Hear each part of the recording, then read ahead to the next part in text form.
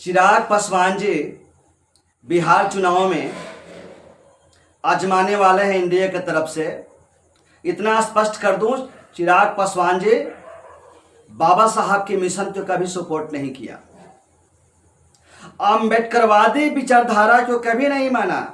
बिहार का वोटर, बिहार का बहुजन समाज सदैव चिंता करेगा कि जाति का, अपने समाज का मलाई खा करके नेता बने रहे, लेकिन आपने अपनी विचारधारा को कभी साझा नहीं किया।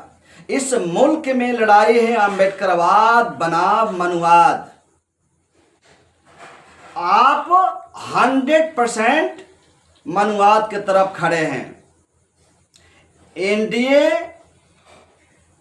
और आरएसएस विचारधारा मनुवादी विचारधारा है और उसके तरफ है। आप संविधान को बदला जा रहा है, संविधान को कमजोर किया जा रहा है, जातीय उन्माद बढ़ता जा रहा है, धार्मिक उन्माद फैलता जा रहा है। कितना बोला, कितना बयान दिया, कितना आंदोलन किया,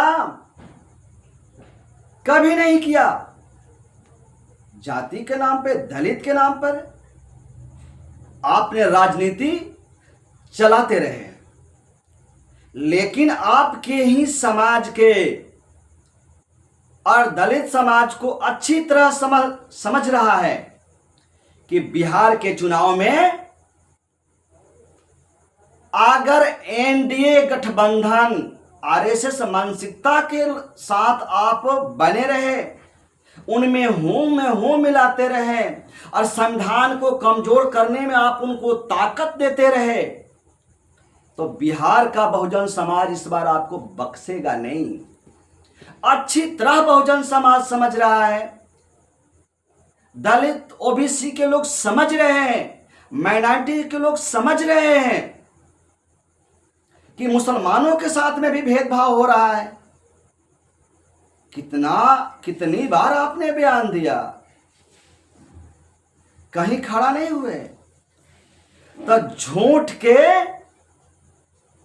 झूठ के इमारत पर बहुत लंबे समय तक नहीं रह सकते हैं। किसी प्रकार सत्ता में बने रहना ये आपकी मानसिकता है।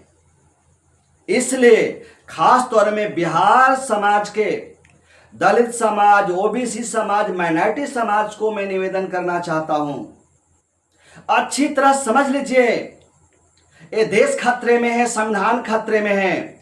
इसलिए सबको जाति और धर्म से ऊपर उठ करके संविधान की रक्षा करने के लिए, मानवता की रक्षा करने के लिए, जातिवाद को मिटाने के लिए, धार्मिक उन्माद को मिटाने के लिए इंडिया गठबंधन को आपको सहयोग करना चाहिए और जन जन तक जाकर के इसका लोगों को समझाना चाहिए कि चिराग पासवान जी, उपेंद्र कुशवाहा जी, जीतनराम मांझी जी और नीतीश कुमार जी कहीं न कहीं आरएसएस एनडीए के दबाव में हैं। ये लोग खुल करके बहुजन आंदोलन को साथ नहीं देते हैं, आरक्षण के लिए आगे नहीं आते हैं, संविधान को रक्षा करने के लिए आगे नहीं आते। धन्यवाद।